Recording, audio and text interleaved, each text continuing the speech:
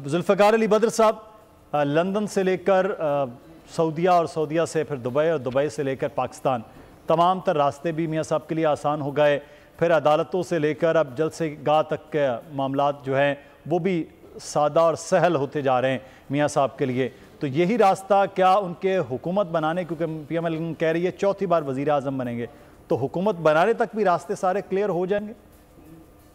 बिस्मिल्लाहिर्रहमानिर्रहीम, बहुत शुक्रिया आपने अपने प्रोग्राम में बुलाया। देखिए, ये जो मियाँ साहब के लिए आसानियाँ पैदा हुई हैं और चीज़ें बेहतर होती जा रही हैं, ये तो पहले एक तासुर लग रहा था, अब तो मामला यकीन में नज़र आ रहा है कि इसमें कोई शक नहीं। और पाकिस्तान जैसे मुल्क के अंदर कोई भी आप चीज़ को रूल आउट नहीं कर सकते कि कोई मामला नहीं हो सकता।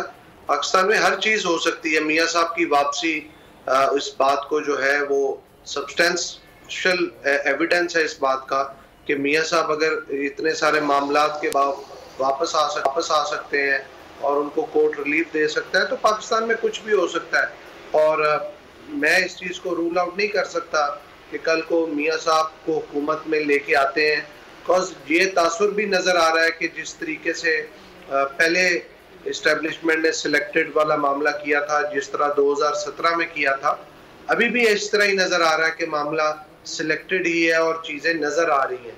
तो इसमें कोई चीज़ रूल आउट नहीं हम कर सकते, ये तो बिल्कुल नज़र आ रहा है। हाँ, लेकिन एक चीज़ है कि जब इलेक्शन होंगे उसके बाद चीज़ों की क्लैरिटी ज़्यादा बेहतर तरीके से आएगी, क्योंकि इतना आसान नहीं है ग्राउंड पे इलेक्शन को जिस तरीके से मियाँ साहब के आने के बावजूद जिस तरह PMLN समझ रही है कि वो सीटें जीत जाएगी, उतनी आसानी नहीं है।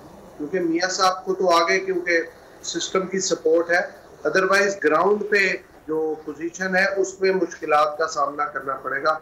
वो भी जब तक, क्योंकि मियाँ साहब की आज तक तो जब तक फैसला करने वाली कुव्वतों ने सपोर्ट नहीं किया, मियाँ साहब तो कभी भी हुकूमत में नहीं आए।